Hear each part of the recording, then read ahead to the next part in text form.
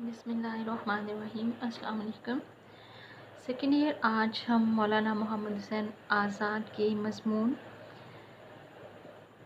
नज़्म और कलामी मौज़ू के बारे में ख़यालात की मश्की सवालात को पढ़ेंगे। पहला सवाल है, उर्दू में जदीद तर्ज़ की शायरी का आगाज़ किसने किया? तो उर्दू में जदीद तर्ज़ की शायरी का आगाज़ मौलाना मोहम्मद हुसैन आज़ाद ने किया। आब हयात किसकी तसनीफ़ है? मौलाना मोहम्मद हुसैन आज़ाद की। तज़किरों पर मुश्तमिल एक तरह से तनकीद की किताब है आब हयात। फ़लसफ़ा यूनान के मुताबिक कौन सी दो चीज़ें निहायत मौजू हैं? यूनानी फ़लसफ़ियों के मुताबिक नब्ज़ इंसानी और शेर निहायत मौजू चीज़ें हैं।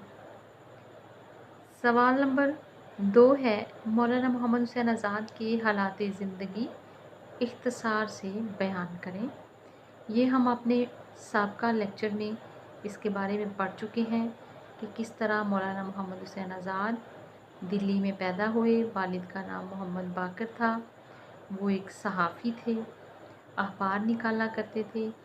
जब जंग आज़ादी 1857 में मौलवी बाकर ने हिस्सा लिया तो उस जुर्म की पादाश में अंग्रेज़ों ने उनको गोली मारकर शहीद कर दिया और यूँ मोहम्मद हुसैन आज़ाद बड़ी मुश्किलों से अपनी जान बचाते हुए दिल्ली से निकले और लाहौर चले गए। वहाँ महकमा डाक में उन्होंने मुलाजमत अख्तियार की और उसके बाद गवर्नमेंट कॉलेज लाहौर में अदबियात के प्रोफेसर मुकर्रर हुए। इसके बाद फिर नज़्मों का जो एक सिलसिला अंजुमन पंजाब की विसातत से शुरू होता है, उसमें उनका बड़ा अहम किरदार रहा। आखिरी उम्र में अपनी बेटी की अचानक वफ़ात के सदमे की वजह से दिमागी खलल का शिकार हो गए और जो है मौत तक इसी हालत में रहे। 1910 में उनकी वफ़ात हुई और लाहौर में उनको दफन किया गया। आगे है सवाल नंबर 3, मोहम्मद हुसैन आज़ाद ने शायरी और दूसरे फ़नून में कुछ मुश्तरक और कुछ इख्तिलाफ़ी ख़ुसूसियात का ज़िक्र किया है। मज़मून की रोशनी में वज़ाहत करें। मोहम्मद हुसैन आज़ाद ने शायरी और दूसरे फ़नून के अंदर जो मुश्तरक ख़ुसूसियात हैं उस हवाले से बताया कि मुख्तलिफ़ फ़नून लतीफ़ा फ़नकार के जज्बात व एहसासात की तर्जुमानी करते हैं। इसी तरह एक शायर जो है वो भी एहसासात और जज्बात का इजहार करता है। एक तरह से वो मुसव्विर है, लेकिन वो लकीरों से या रंगों से अपनी तस्वीर मुकम्मल नहीं करता, बल्कि लफ्ज़ों से अपनी तस्वीर बनाने और दूसरों को दिखाने की कोशिश करता है।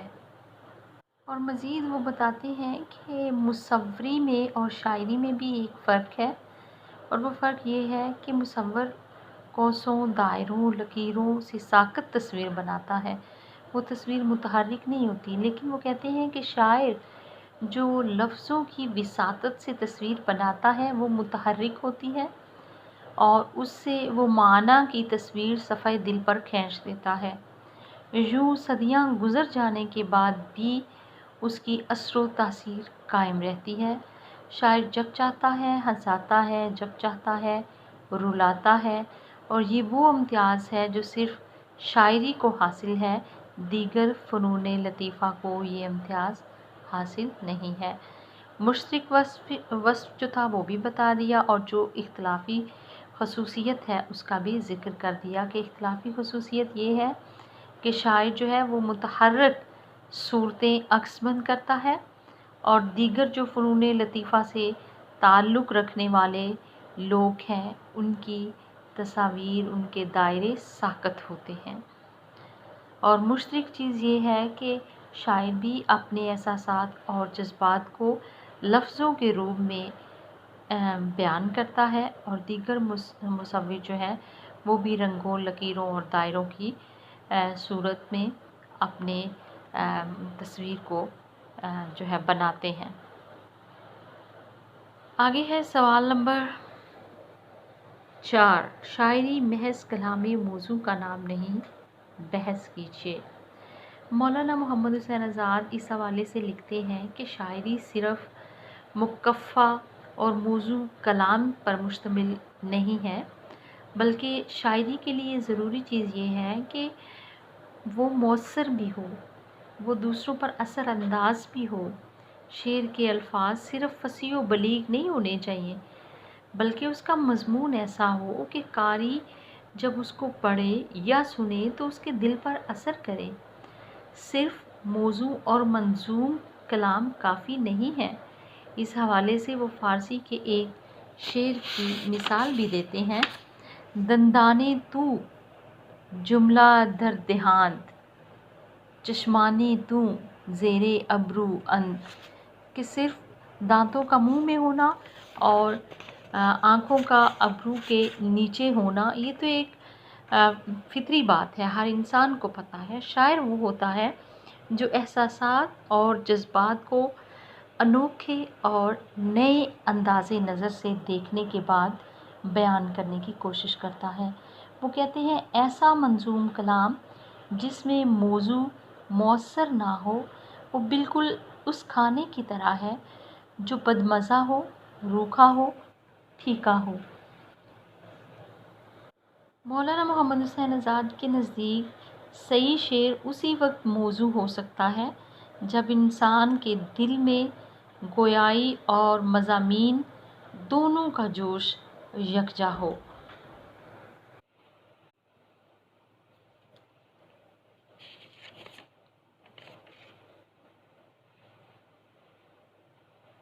ये तो थे मशक़ी सवालात जो मुकम्मल हो गए। अब हम एक पैराग्राफ की सियाक़-व-सबाक़ के हवाले से तशरीह भी करते हैं। पैराग्राफ हम लेंगे सफ़ा नंबर 28 से, लास्ट पैराग्राफ है। सियाक़-व-सबाक़ के हवाले से इसकी तशरीह करेंगे। नज़्म दर हकीकत एक शाहे गुलरेज़ फ़साहत की है। जिस तरह फूलों के रंगो बू से दिमाग जिस्मानी तरोताज़ा होता है, शेर से रूह तरोताज़ा होती है और फूलों की बू से मुख्तलिफ़ खुशबूयाँ महसूस दिमाग होती हैं। किसी की बू तेज़ है, किसी की बू मस्त है, किसी की बू में नफासत व लताफ़त है, किसी में सुहानापन। इसी तरह मज़ामीने अशार का भी हाल है। जिस तरह फूल को कभी चमन में, कभी हार में, कभी इत्र खींचकर, कभी अर्क में जाकर और कभी दूर से, कभी पास से मुख्तलिफ़ कैफ़ियतें मालूम होती हैं, इसी तरह मज़ामीने शेरी मुख्तलिफ़ हालतों और मुख्तलिफ़ अबारतों में रंगारंग की कैफ़ियतें अयां करते हैं। इस पैराग्राफ की हम सियाक़-व-सबाक़ के हवाले से तशरीह करेंगे। सबसे पहले आप हवाला मतन लिखेंगे। हवाला मतन में आप यूँ भी लिख सकते हैं कि सबक का उन्वान, उसमें आप कहानी का नाम लिखेंगी, सबक का नाम लिखेंगी और मुसन्निफ़ का नाम, उसमें आप मुसन्निफ़ का नाम बयान करेंगी। मसलन अगर हम इस सबक को लेते हैं तो सबक का उन्वान में आएगा नज़्म और कलामी मौजू के बारे में ख़यालात और मुसन्निफ़ का नाम मौलाना मोहम्मद हुसैन आज़ाद। इसको हम यूँ भी लिख सकते हैं कि जस्ट आप हवाला मतन ऊपर लिखें और लिखें कि तशरीह तलब पैराग्राफ सबक नज़्म और कलामी मौजू के बारे में ख़यालात से लिया गया है। नज़्म और कलामी मौजू के बारे में ख़यालात को आप इन्वर्टेड कॉमास में लिखेंगे और फिर आगे लिखेंगे कि जिसके मुसन्निफ़ का नाम मौलाना मोहम्मद हुसैन आज़ाद है। इसी तरह आज़ाद का नाम भी इन्वर्टेड कॉमास में लिखा जाएगा। इसके बाद फिर हम अबारत का मौका महल या सियाक़-व-सबाक़ बयान करेंगे। मैंने पहले भी ये बात आपकी गोशे गुज़ार की थी कि सियाक़-व-सबाक़ 8 से 12 जुमलों पर मुश्तमिल होना चाहिए। सियाक़-व-सबाक़ ज़्यादा तवील नहीं होता और एक अच्छा सियाक़-व-सबाक़ लिखने के लिए आपको खुलासा अज़बर आना चाहिए, उस कहानी का, उस मज़मून का, उस सबक का। सियाक़-व-सबाक़ में वो तमाम वाक़यात जो उस पैराग्राफ से कबल बयान किए गए हैं और बाद में उस सबक के अंदर बयान हुए हैं, उन्हें आपने इख्तिसार के साथ फसीह व बलीग अंदाज में बयान करना होता है। अगर हम इसी पैराग्राफ को लेते हैं और इसी पैराग्राफ के हवाले से सियाक़ व सबाक़ बयान करते हैं, तो सियाक़ व सबाक़ में एक चीज़ और आपको बता दूं कि उसमें जो मुतकल्लम है वो ख़ुद उसमें नज़र नहीं आना चाहिए जुमलों के अंदर, यानी अंदाज़ आपका ऐसा हो कि जिसमें आप ये ना लिखें कि जी तशरीह तलब पैराग्राफ में जो है मुसन्निफ़ ये कहते हैं, वो चीज़ें तशरीह में आएंगी। सियाक़ व सबाक़ में आपका अंदाज़ कुछ ऐसा हो कि जैसे आपने एक तहरीर पढ़ी है और उस तहरीर को पढ़ने के बाद जो चीज़ आपको पता चली है उसको आपने इस तरह से बयान करना है कि उसमें आप अपनी ज़ाती राय नहीं लिख सकते, आप अपने ज़ाती ख़यालात का इज़हार नहीं कर सकते। जैसे अगर हम इसी पैराग्राफ को लें तो हम सबसे पहले लिखेंगे कि यूनानी फ़लसफ़ियों के नज़दीक दो चीज़ें हैरानकुन हैं, एक नब्ज़ इंसानी और एक शायरी। वो कलाम जिसमें वज़न हो और वो पुर असर हो वो शायरी कहलाता है। अगर शेर में तासीर नहीं तो उसकी मिसाल उस खाने जैसी है जो बेज़ायका है। हज़रत कलाम मौज़ू का आगाज़ हज़रत आदम अलैहिस्सलाम से हुआ और उन्हीं से ये हमें विरसे में मिला। इंसान और हैवान में फ़र्क क़ुव्वते गोयाई का है। और मज़ीद आप इसमें शायरी जो है वो दरअसल मुसव्वरी है, वो इंसानी जज्बात की तस्वीर कशी करती है। ये रूह की ग़ज़ा है, अल्लाह ताला की तरफ से अता करदा अतिया है और मुशक्क़त या मश्क़ से हासिल नहीं हो सकती और शायरी से बड़े फ़ायदेमंद काम लिए जा सकते हैं। कदीम शोरा का कलाम इस बात का बहुत बड़ा सबूत है। उसके बाद फिर आप इसका लिखेंगे तशरीह और बिल्कुल ऐसे ही कि आसान और आम फहम छोटे छोटे जुमलों में आप बात को खोलकर बयान कर सकते हैं। तशरीह में हम इसी पैराग्राफ को लेंगे क्योंकि सियाक़ व सबाक़ हम बयान कर चुके हैं। तशरीह में हम पूरा खुलासा नहीं लिखेंगे बल्कि यही पैराग्राफ इसको मज़ीद आम फहम और आसान बनाने की कोशिश करेंगे।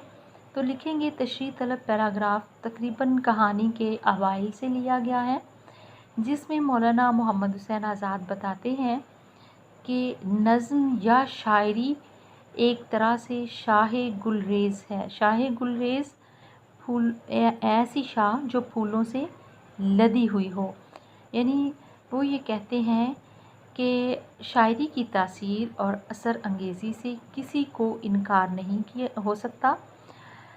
शायरी में तशबीहात, इस्तारात इसलिए इस्तेमाल किए जाते हैं ताकि उसमें हुस्न पैदा हो।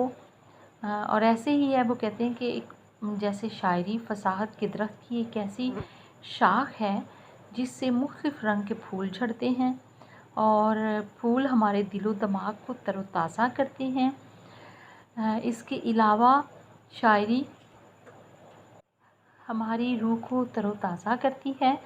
इसकी मिसाल वो ऐसे देते हैं कि जब इंसान बाग में जाता है वहाँ मुख्तलिफ़ अनवाउ इक़साम के फूल खिले होते हैं। उन फूलों की खुशबू किसी की तेज़ होती है, किसी की मदहोश कर देने वाली खुशबू होती है, किसी की नफ़ीस और लतीफ़ खुशबू होती है। हर फूल खुशबू के लिहाज से एक दूसरे से मुख्तलिफ़ होता है। मौलाना मोहम्मद हुसैन आज़ाद बताते हैं कि शायरी एक गुलदस्ते की मानिंद है। जिस तरह गुलदस्ते में हम एक तरह के फूलों को नहीं रखते बल्कि वो गुलदस्ता ज़्यादा खूबसूरत होता है जिसमें मुख्तलिफ़ रंगों और मुख्तलिफ़ खुशबुओं के फूलों को सजाया जाता है। इसी तरह से वो कहते हैं नज़्म जो होती है उसके अशार मुख्तलिफ़ फूलों की तरह से हैं। हर शेर का एक अपना हुस्न है, उसकी अपनी खूबसूरती है, उसकी अपनी खुशबू है। मज़ामीन के एतबार से हर शेर में तनव्वुर होता है। तो वो फूल से मिसाल देते हैं, वो कहते हैं कि एक फूल जो है वो बाग में भी हो सकता है, उस फूल को तोड़कर हार भी बनाया जा सकता है, फिर भी वो फूल ही कहलाएगा। और एक फूल से हम इत्र भी कशीद करते हैं, उससे अर्क भी बनाते हैं, मुख्तलिफ़ अद्वियात में भी उसको इस्तेमाल करते हैं।